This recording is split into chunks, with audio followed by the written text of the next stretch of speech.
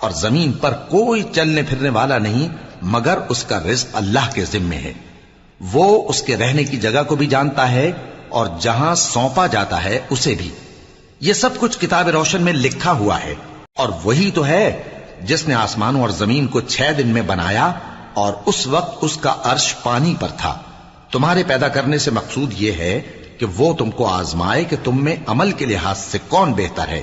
اور اے نبی، اگر تم کہو کہ تم لوگ مرنے کے بعد زندہ کر کے اٹھائے جاؤ گے تو کافر کہہ دیں گے کہ یہ تو کھلا جادو ہوا.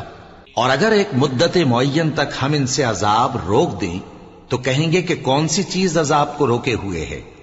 دیکھو، جس روز وہ ان پر واقع ہوگا پھر ٹلنے کا نہیں، اور جس چیز کا یہ مذاق اڑاتے ہیں وہ ان کو گھیر لے گی. اور اگر ہم انسان کو اپنے پاس سے نعمت بخشیں پھر اس سے اس کو چھین لے تو نا امید اور ناشکرا ہو جاتا ہے. اور اگر تکلیف پہنچنے کے بعد آسائش کا مزہ چکھائیں تو خوش ہو کر کہتا ہے کہ سب سختیاں مجھ سے دور ہو گئیں. بے شک وہ ہے ہی خوشی میں مست ہو جانے والا، بڑا فخر جتانے والا. ہاں، جنہوں نے صبر کیا اور عمل نیک کیے یہی ہیں جن کے لیے بخشش اور اجر عظیم. تو شاید تم کچھ چیز وہی میں سے جو تمہارے پاس آتی ہے چھوڑ دو، اور اس خیال سے تمہارا دل تنگ ہو کہ کافر یہ کہنے لگیں کہ اس پر کوئی خزانہ کیوں نہیں نازل ہوا یا اس کے ساتھ کوئی فرشتہ کیوں نہیں آیا. اے نبی، تم تو صرف نصیحت کرنے والے ہو اور اللہ ہر چیز کا نگہبان ہے. کیا یہ لوگ کہتے ہیں کہ اس نے قرآن از خود بنا لیا ہے؟ کہہ دو کہ اگر سچے ہو تو تم بھی ایسی 10 صورتیں بنا لاؤ اور اللہ کے سوا جس جس کو بلا سکتے ہو بلا بھی لو. پس اگر وہ تمہاری بات قبول نہ کریں تو جان لو کہ یہ قرآن اللہ کے علم سے اترا ہے اور یہ کہ اس کے سوا کوئی معبود نہیں. تو کیا تم لوگ اسلام لاتے ہو؟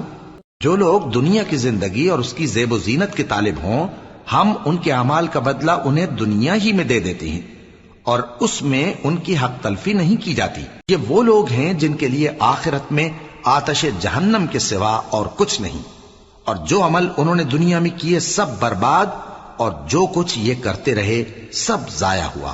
بھلا جو لوگ اپنے پروردگار کی طرف سے دلیل روشن رکھتے ہوں اور ان کے ساتھ ایک آسمانی گواہ بھی اس کی جانب سے ہو اور اس سے پہلے موسیٰ کی کتاب ہو جو پیشوا اور رحمت ہے، تو کیا وہ قرآن پر ایمان نہیں لائیں گے؟ یہی لوگ تو اس پر ایمان لاتے ہیں، اور جو کوئی اور فرقوں میں سے اس سے منکر ہو تو اس کا ٹھکانہ آگ ہے.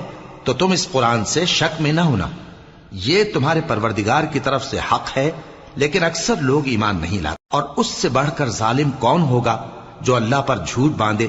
ایسے لوگ اپنے رب کے سامنے پیش کیے جائیں گے اور گواہ کہیں گے کہ یہی لوگ ہیں جنہوں نے اپنے پروردگار پر جھوٹ بولا تھا. سن رکھو کہ ظالموں پر اللہ کی لعنت ہے، جو اللہ کے رستے سے روکتے اور اس میں کجی چاہتی ہیں اور وہ آخرت کا بھی انکار کرتے ہیں. یہ لوگ زمین میں کہیں چھپ کر اللہ کو ہرا نہیں سکتے اور نہ اللہ کے سوا کوئی ان کا حمایتی ہے.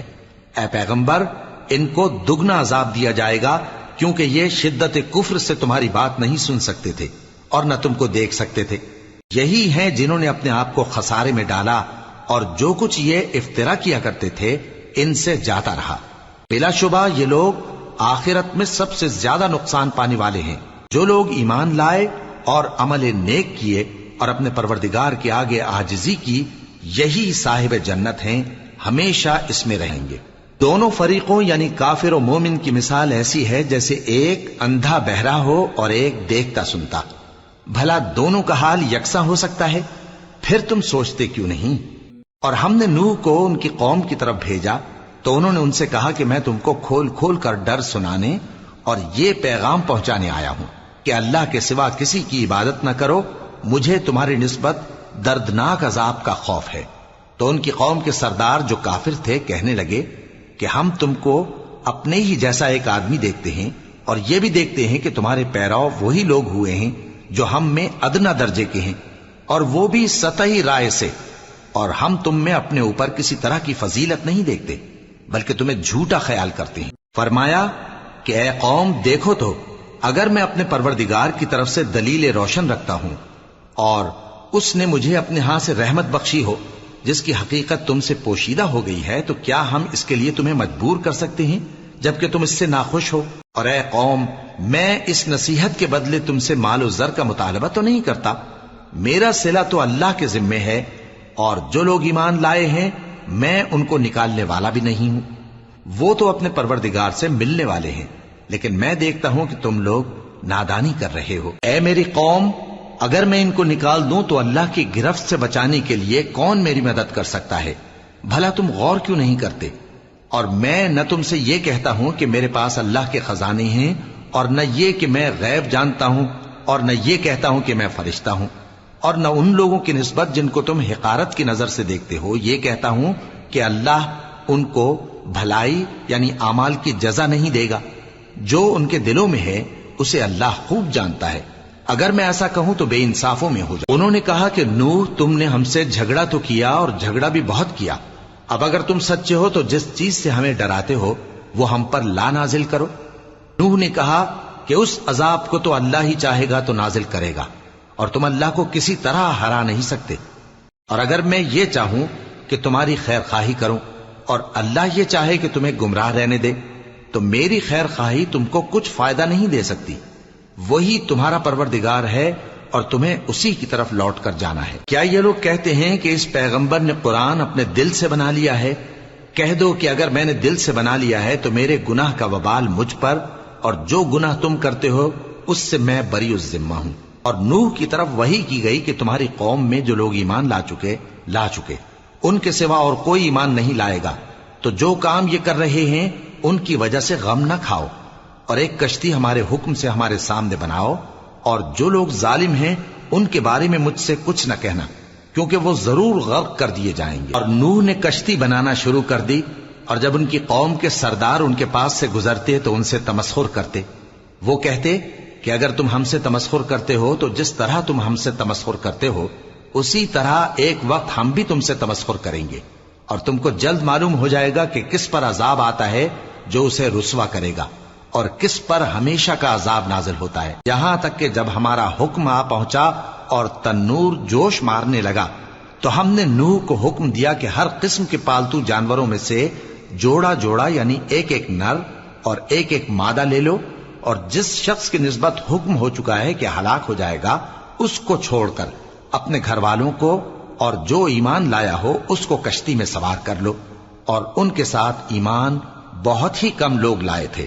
نوح نے کہا کہ اللہ کا نام لے کر کہ اسی کے کرم سے اس کا چلنا اور ٹھہرنا ہے، اس میں سوار ہو جاؤ، بے شک میرا پروردگار بخشنے والا ہے، مہربان ہے۔ اور وہ ان کو لے کر طوفان کی لہروں میں چلنے لگی۔ لہریں کیا تھیں؟ گویا پہاڑ تھے۔ اس وقت نوح نے اپنے بیٹے کو جو کشتی سے الگ تھا پکارا کہ بیٹا ہمارے ساتھ سوار ہو جا اور کافروں میں شامل نہ ہو۔ اس نے کہا کہ میں ابھی پہاڑ سے جا لگوں گا، وہ مجھے پانی سے بچا لے گا۔ فرمایا کہ آج اللہ کے عذاب سے کوئی بچانے والا نہیں اور نہ کوئی بچ سکتا ہے مگر وہی جس پر اللہ رحم کرے۔ اتنے میں دونوں کے درمیان لہر حائل ہو گئی اور وہ ڈوب کر رہ گیا، اور حکم دیا گیا کہ اے زمین اپنا پانی نگل جا اور اے آسمان تھم جا، اور پانی خشک ہو گیا اور کام تمام کر دیا گیا، اور کشتی کوہ جودی پر جا ٹھہری، اور کہہ دیا گیا کہ بے انصاف لوگوں پر لعنت۔ اور نوح نے اپنے پروردگار کو پکارا اور کہا کہ پروردگار، میرا بیٹا بھی میرے گھر والوں میں ہے، تو اس کو بھی نجات دے، تیرا وعدہ سچا ہے اور تو بہترین حاکم ہے۔ اللہ نے فرمایا کہ اے نوح، وہ تیرے گھر والوں میں نہیں ہے، وہ تو سراسر بد عمل ہے، تو جس چیز کی تم کو حقیقت معلوم نہیں اس کے بارے میں مجھ سے درخواست ہی نہ کرو، اور میں تم کو نصیحت کرتا ہوں کہ نادان نہ بنو۔ نوح نے کہا پروردگار، میں تجھ سے پناہ مانگتا ہوں کہ ایسی چیز کی تجھ سے درخواست کروں جس کی حقیقت مجھے معلوم نہیں، اور اگر تو مجھے نہیں بخشے گا اور مجھ پر رحم نہیں فرمائے گا تو میں تباہ ہو جاؤں۔ حکم ہوا کہ نوح ہماری طرف سے سلامتی اور برکتوں کے ساتھ جو تم پر اور تمہارے ساتھ کی جماعتوں پر نازل کی گئی ہیں اتر آؤ، اور کچھ اور جماعتیں ہوں گی جن کو ہم دنیا کے فوائد سے بہرہ مند کریں گے، پھر ان کو ہماری طرف سے عذاب علیم پہنچے گا۔ یہ حالات غیب کی خبروں میں سے ہیں جو ہم تمہاری طرف بھیجتے ہیں، اور اس سے پہلے نہ تم ہی ان کو جانتے تھے اور نہ تمہاری قوم ہی ان سے واقف تھی، تو صبر کرو کہ انجام پرہیزگاروں ہی کا بھلا ہے۔ اور ہم نے قوم عاد کی طرف ان کے بھائی ہود کو بھیجا۔ انہوں نے کہا، اے میری قوم، اللہ ہی کی عبادت کرو، اس کے سوا تمہارا کوئی معبود نہیں۔ تم شرک کر کے اللہ پر محض بہتان باندھتے ہو۔ میری قوم، میں اس واعظ و نصیحت کا تم سے کچھ صلہ نہیں مانگتا، میرا صلہ تو اس کے ذمے ہے جس نے مجھے پیدا کیا، بھلا تم سمجھتے کیوں نہیں؟ اور اے قوم، اپنے پروردگار سے بخشش مانگو، پھر اس کے آگے توبہ کرو، وہ تم پر آسمان سے موسلا دھار بارش برسائے گا اور تمہاری طاقت پر طاقت بڑھائے گا، اور دیکھو گناہگار بن کر روگردانی نہ کرو۔ وہ بولے، ہود، تم ہمارے پاس کوئی دلیل ظاہر نہیں لائے، اور ہم صرف تمہارے کہنے سے نہ اپنے معبودوں کو چھوڑنے والے ہیں اور نہ تم پر ایمان لانے والے ہیں۔ ہم تو یہ سمجھتے ہیں کہ ہمارے کسی معبود نے تمہیں تکلیف پہنچا کر دیوانہ کر دیا ہے۔ انہوں نے کہا کہ میں اللہ کو گواہ کرتا ہوں اور تم بھی گواہ رہو کہ جن کو تم اللہ کا شریک بناتے ہو میں ان سے بیزار ہوں، یعنی جن کی اللہ کے سوا عبادت کرتے ہو، تو تم سب مل کر میرے بارے میں جو تدبیر کرنی چاہو کر لو اور مجھے مہلت نہ دو۔ میں اللہ پر، جو میرا اور تمہارا سب کا پروردگار ہے، بھروسہ رکھتا ہوں۔ زمین پر جو چلنے پھرنے والا ہے وہ اللہ کے قبضہ قدرت میں ہے، بے شک میرا پروردگار سیدھے رستے پر ہے۔ اب اگر تم روگردانی کرو گے تو جو پیغام میرے ذریعے تمہاری طرف بھیجا گیا ہے وہ میں نے تمہیں پہنچا دیا ہے، اور میرا پروردگار تمہاری جگہ اور لوگوں کو لا بسائے گا، اور تم اللہ کا کچھ بھی نہیں بگاڑ سکو گے۔ میرا پروردگار تو ہر چیز پر نگہبان ہے۔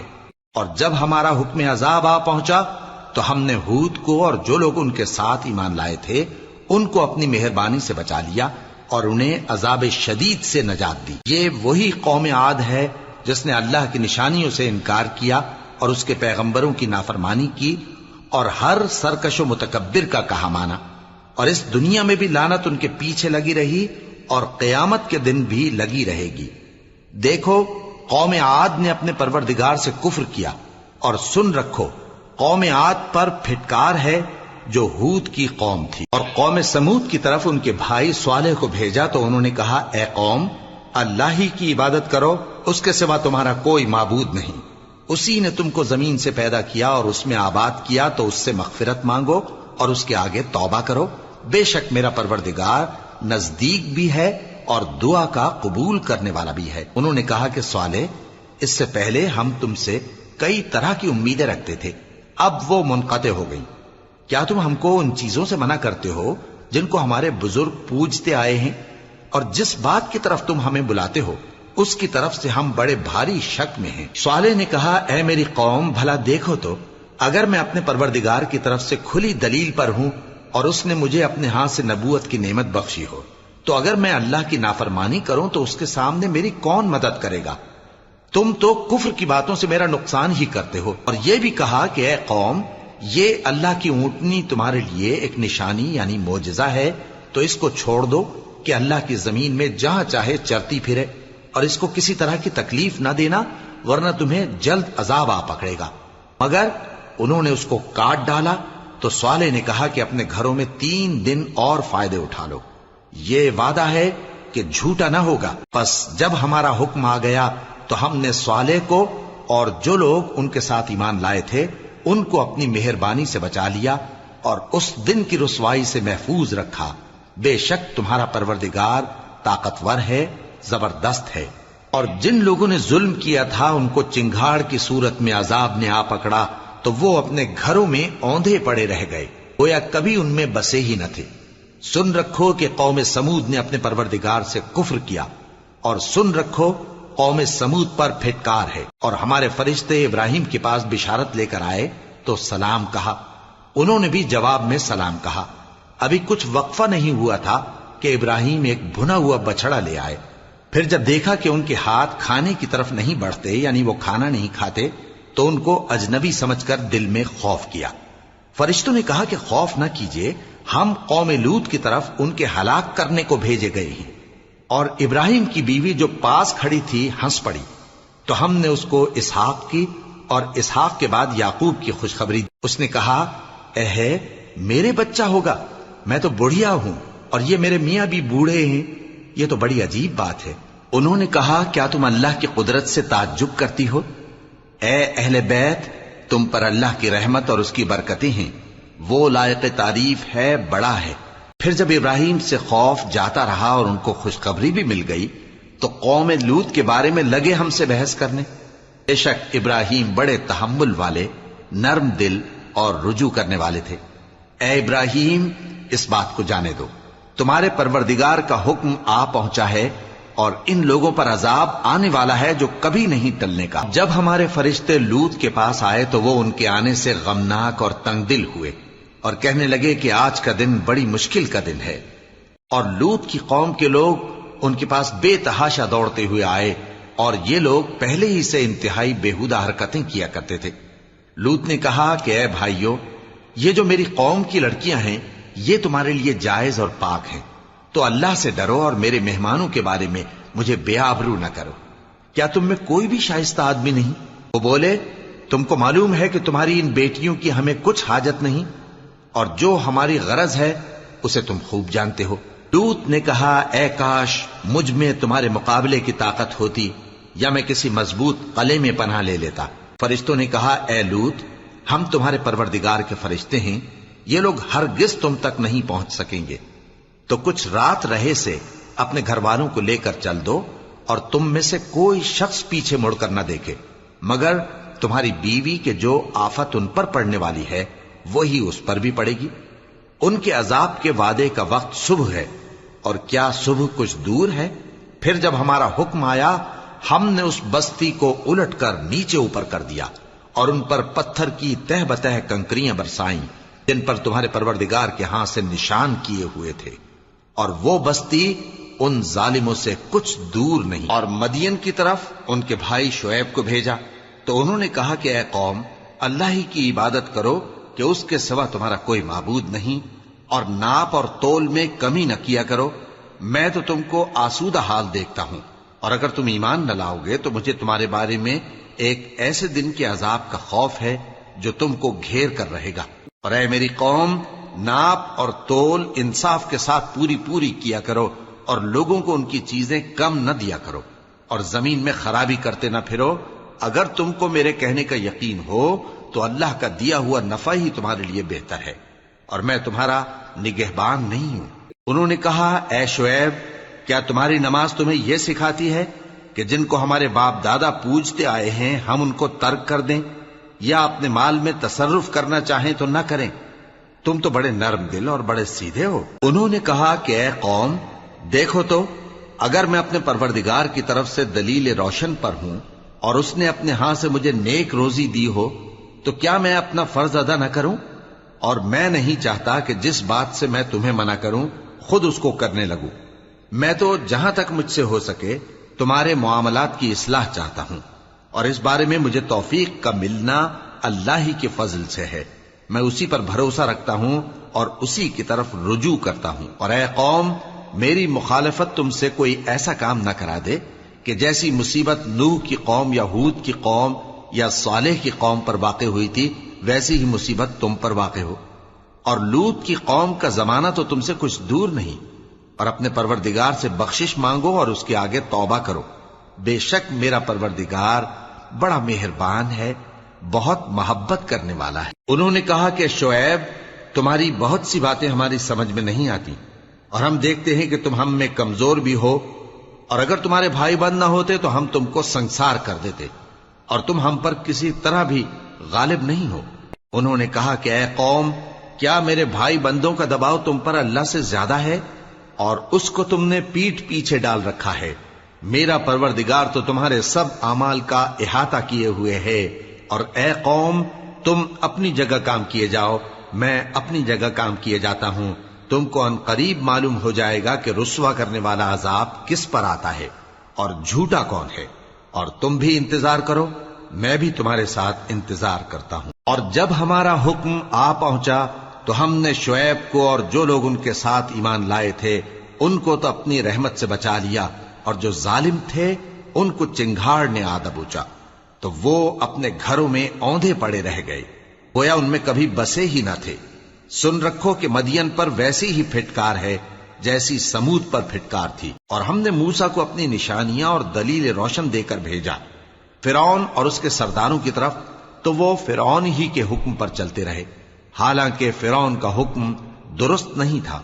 وہ قیامت کے دن اپنی قوم کے آگے آگے چلے گا، پھر ان کو دوزخ میں جا اتارے گا، اور جس مقام پر وہ اتارے جائیں گے وہ برا ہے۔ اور اس جہان میں بھی لعنت ان کے پیچھے لگا دی گئی، اور قیامت کے دن بھی پیچھے لگی رہے گی۔ جو انعام ان کو ملا ہے برا ہے۔ یہ پرانی بستیوں کے تھوڑے سے حالات ہیں جو ہم تم سے بیان کرتے ہیں، ان میں سے بعض تو باقی ہیں اور بعض تہس نہس ہو گئیں۔ اور ہم نے ان لوگوں پر ظلم نہیں کیا، بلکہ انہوں نے خود اپنے اوپر ظلم کیا۔ غرض جب تمہارے پروردگار کا حکم آ پہنچا تو جن معبودوں کو وہ اللہ کے سوا پکارا کرتے تھے وہ ان کے کچھ بھی کام نہ آئے، اور بربادی کے سوا انہیں اور کچھ نہ دے سکے۔ اور تمہارا پروردگار جب نافرمان بستیوں کو پکڑا کرتا ہے تو اس کی پکڑ اسی طرح کی ہوتی ہے، بے شک اس کی پکڑ دکھ دینے والی سخت ہے۔ ان قصوں میں اس شخص کے لیے جو عذاب آخرت سے ڈرے عبرت ہے۔ یہ وہ دن ہوگا جس میں سب اکٹھے کیے جائیں گے، اور یہی وہ دن ہوگا جس میں سب اللہ کے روبرو حاضر کیے جائیں گے، اور ہم اس کے لانے میں ایک وقت معین تک تاخیر کر رہے ہیں۔ جس روز وہ آ جائے گا تو کوئی شخص اللہ کے حکم کے بغیر بول بھی نہیں سکے گا۔ پھر ان میں سے کچھ بدبخت ہوں گے اور کچھ نیک بخت۔ تو جو بدبخت ہوں گے وہ دوزخ میں ڈال دیے جائیں گے، اس میں ان کو چلانا اور دھاڑنا ہوگا۔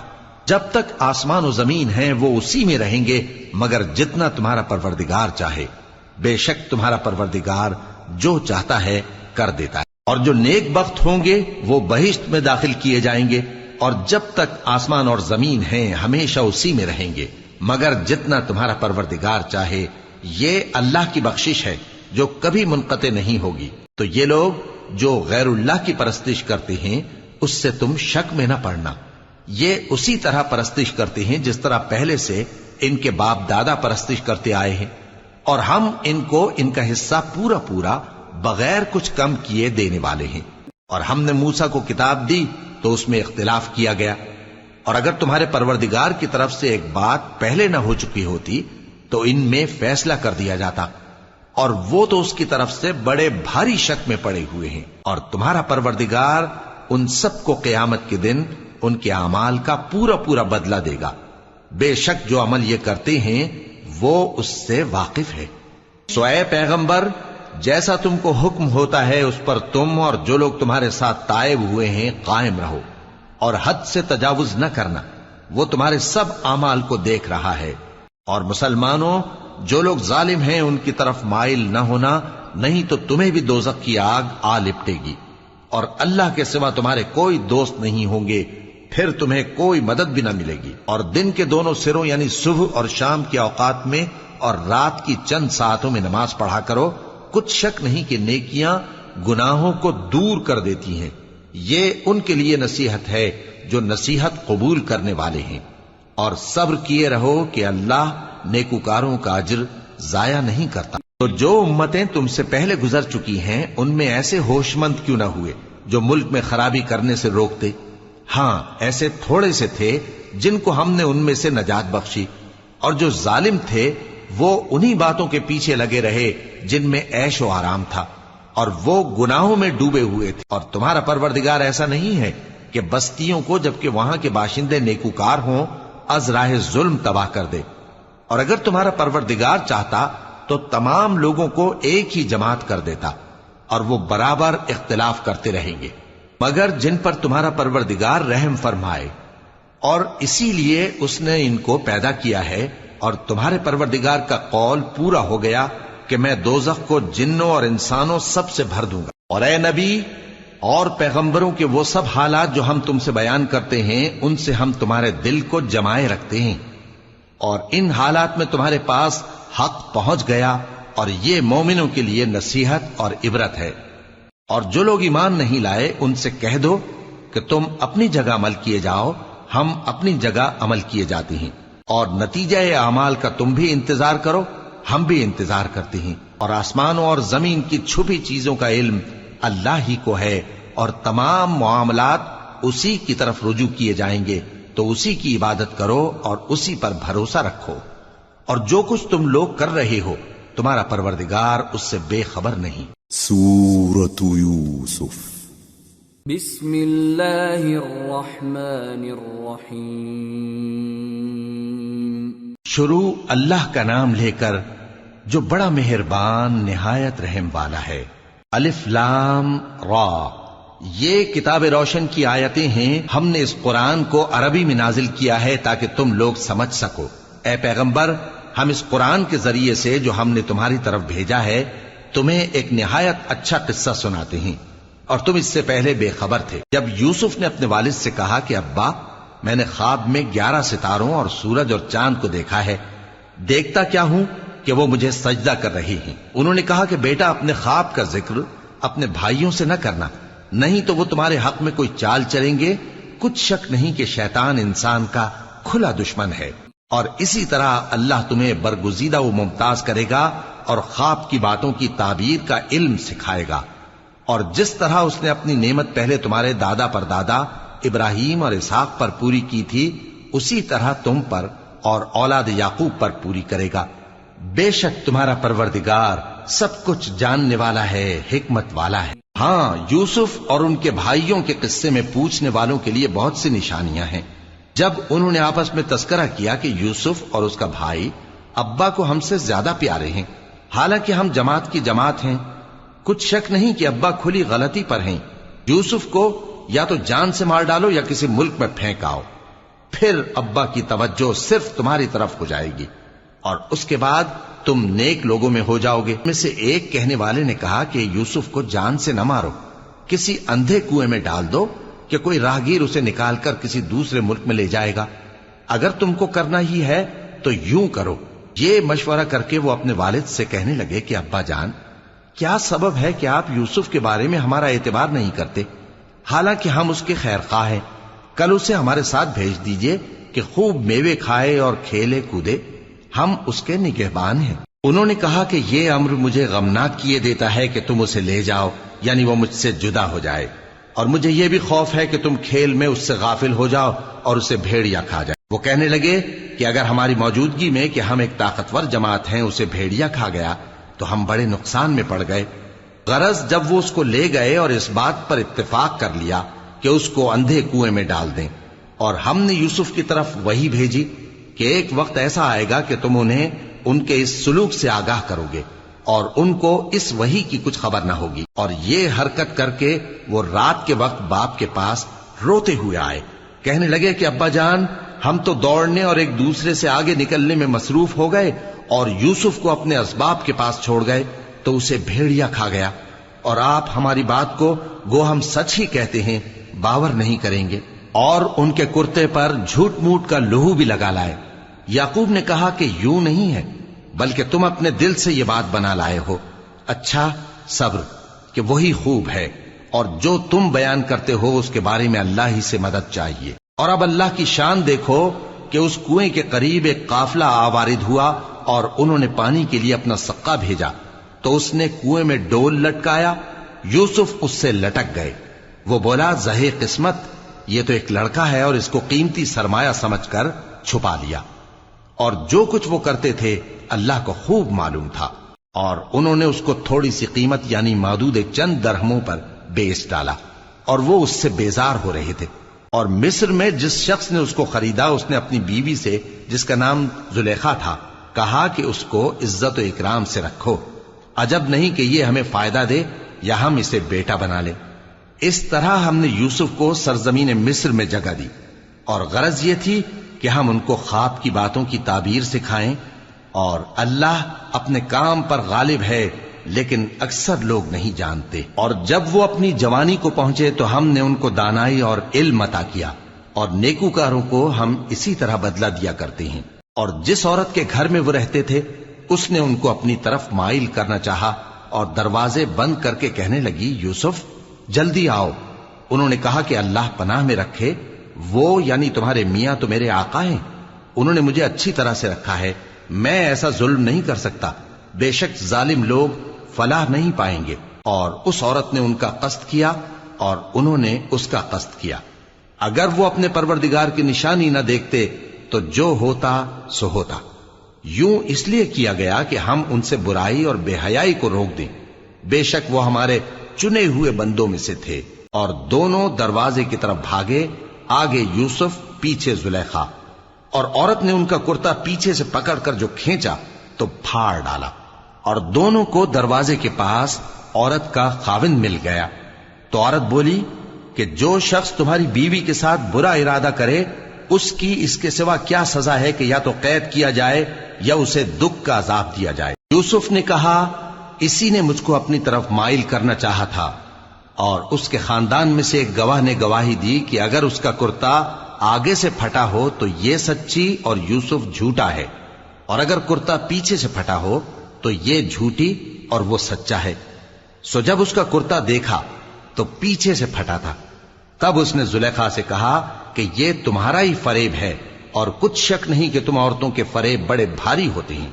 یوسف اس بات کا خیال نہ کر، اور زلیخا تو اپنے گناہ کی بخشش مانگ، بے شک خطا تیری ہی. اور شہر میں عورتیں گفتگویں کرنے لگیں کہ عزیز کی بیوی اپنے غلام کو اپنی طرف مائل کرنا چاہتی ہے اور اس کی محبت اس کے دل میں گھر کر گئی ہے. ہم دیکھتی ہیں کہ وہ کھلی گمراہی میں ہے. پھر جب زلیخا نے ان عورتوں کی گفتگو جو حقیقت میں دیدار یوسف کے لیے ایک چال تھی سنی تو ان کے پاس دعوت کا پیغام بھیجا اور ان کے لیے ایک محفل مرتب کی اور پھل تراشنے کے لیے ہر ایک کو ایک ایک چھری دی اور یوسف سے کہا کہ ان کے سامنے آؤ. جب عورتوں نے ان کو دیکھا تو ان کا روب حسن ان پر ایسا چھا گیا کہ پھل تراشتے تراشتے اپنے ہاتھ کاٹ لیے اور بے ساختہ بول اٹھی کہ اللہ پاک ہے، یہ آدمی نہیں، یہ تو کوئی بزرگ فرشتہ ہے. زلیخا نے کہا تو یہ وہی ہے جس کے بارے میں تم مجھے تانے دیتی تھیں، اور بے شک میں نے اس کو اپنی طرف مائل کرنا چاہا مگر یہ بچا رہا. اور اگر یہ وہ کام نہ کرے گا جو میں اسے کہتی ہوں تو قید کر دیا جائے گا اور ذلیل ہوگا. یوسف نے دعا کی کہ پروردگار جس کام کی طرف یہ مجھے بلاتی ہیں اس کی نسبت مجھے قید پسند ہے، اور اگر تو مجھ سے ان کے فریب کو نہ ہٹائے گا تو میں ان کی طرف مائل ہو جاؤں گا اور نادانوں میں سے ہو جاؤں گا. پس ان کے رب نے ان کی دعا قبول کر لی اور ان سے عورتوں کا داؤں ٹال دیا. بے شک وہی تو سننے والا ہے، جاننے والا ہے.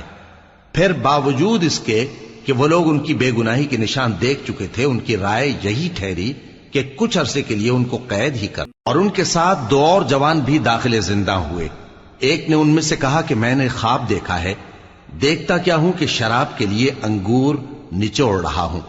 دوسرے نے کہا کہ میں نے بھی خواب دیکھا ہے، میں یہ دیکھتا ہوں کہ اپنے سر پر روٹیاں اٹھائے ہوئے ہوں اور پرندے ان میں سے کھا رہے ہیں. تو ہمیں ان کی تعبیر بتا دیجئے کہ ہم تمہیں نیکوکار دیکھتے ہیں.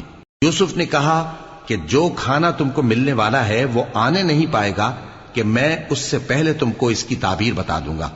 یہ ان باتوں میں سے ہے جو میرے پروردگار نے مجھے سکھائی ہیں.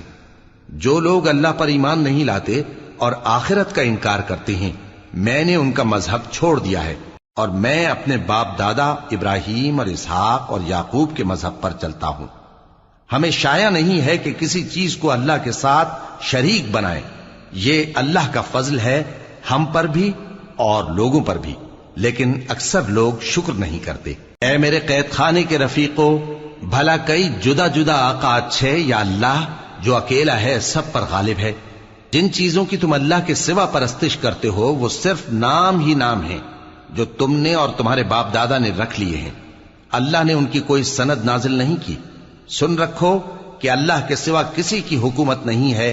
اس نے ارشاد فرمایا ہے کہ اس کے سوا کسی کی عبادت نہ کرو، یہی سیدھا دین ہے، لیکن اکثر لوگ نہیں جانتے. اے میرے قید خانے کے رفیقو، تم میں سے ایک جو پہلا خواب بیان کرنے والا ہے وہ تو اپنے آقا کو شراب پلایا کرے گا، اور جو دوسرا ہے وہ سولی دیا جائے گا اور پرندے اس کا سر نوچ کھائیں گے. جو بات تم مجھ سے پوچھتے تھے وہ فیصل ہو چکی ہے. اور ان دونوں میں سے جس کی نسبت یوسف نے خیال کیا کہ وہ رہائی پا جائے گا اس سے کہا کہ اپنے آقا سے میرا ذکر بھی کر دینا. پھر شیطان نے اسے ان کا اپنے آقا سے ذکر کرنا بھلا دیا اور یوسف کئی برس قید خانے ہی میں رہے. اور بادشاہ نے کہا کہ میں نے خواب دیکھا ہے، دیکھتا کیا ہوں کہ 7 موٹی گائیں ہیں جن کو 7 دبلی گائیں کھا رہی ہیں. اور 7 خوشے سبز ہیں اور 7 خشک۔ اے درباریو، اگر تم خوابوں کی تعبیر دے سکتے ہو تو مجھے میرے خواب کی تعبیر بتاؤ۔ انہوں نے کہا، یہ خواب تو پریشان خیالی سے ہیں اور ہمیں ایسے خوابوں کی تعبیر نہیں آتی۔ اور وہ شخص جو دونوں قیدیوں میں سے رہائی پا گیا تھا اور جسے مدت کے بعد وہ بات یاد آ گئی، بول اٹھا کہ میں آپ کو اس کی تعبیر لا بتاتا ہوں، مجھے قید خانے جانے کی اجازت دیجیے۔ غرض وہ یوسف کے پاس آیا اور کہنے لگا، یوسف، اے بڑے سچے یوسف، ہمیں اس خواب کی تعبیر بتائیے کہ 7 موٹی گایوں کو 7 دبلی گائیں کھا رہی ہیں اور 7 خوشے سبز ہیں اور 7 سوکھے، تاکہ میں لوگوں کے پاس واپس جا کر تعبیر بتاؤں۔ عجب نہیں کہ وہ تمہاری قدر جانے۔ انہوں نے کہا کہ تم لوگ 7 سال متواتر کھیتی کرتے رہو گے، تو جو غلہ کاٹو تو تھوڑے سے غلے کے سوا جو کھانے میں آئے باقی کو خوشوں میں ہی رہنے دینا۔ پھر اس کے بعد خشک سالی کے 7 سخت سال آئیں گے کہ جو غلہ تم نے جمع کر رکھا ہوگا وہ سب کو کھا جائیں گے، صرف وہی تھوڑا سا رہ جائے گا جو تم احتیاط سے رکھ چھوڑو گے۔ پھر اس کے بعد ایک ایسا سال آئے گا کہ خوب مے برسے گا اور لوگ اس میں رس نچوڑیں گے۔ اور یہ تعبیر سن کر بادشاہ نے حکم دیا کہ یوسف کو میرے پاس لے آؤ۔ سو جب قاصد ان کے پاس گیا تو انہوں نے کہا کہ اپنے آقا کے پاس واپس جاؤ اور اس سے پوچھو کہ ان عورتوں کا کیا حال ہے جنہوں نے اپنے ہاتھ کاٹ لیے تھے، بے شک میرا پروردگار ان کے فریب سے خوب واقف ہے۔ بادشاہ نے عورتوں سے پوچھا کہ تمہارا کیا قصہ تھا جب تم نے یوسف کو اپنی طرف مائل کرنا چاہا؟ سب بول اٹھیں کہ اللہ پاک ہے، ہم نے اس میں کوئی برائی معلوم نہیں کی۔ عزیز کی بیوی نے کہا، اب سچی بات تو ظاہر ہو ہی گئی ہے، اصل یہ ہے کہ میں نے اس کو اپنی طرف مائل کرنا چاہا تھا اور وہ بے شک سچا ہے۔ یوسف نے کہا کہ میں نے یہ بات اس لیے پوچھی ہے کہ عزیز کو یقین ہو جائے کہ میں نے اس کی پیٹھ پیچھے اس کی امانت میں خیانت نہیں کی، اور اللہ خیانت کرنے والوں کی چال کو چلنے نہیں دیتا۔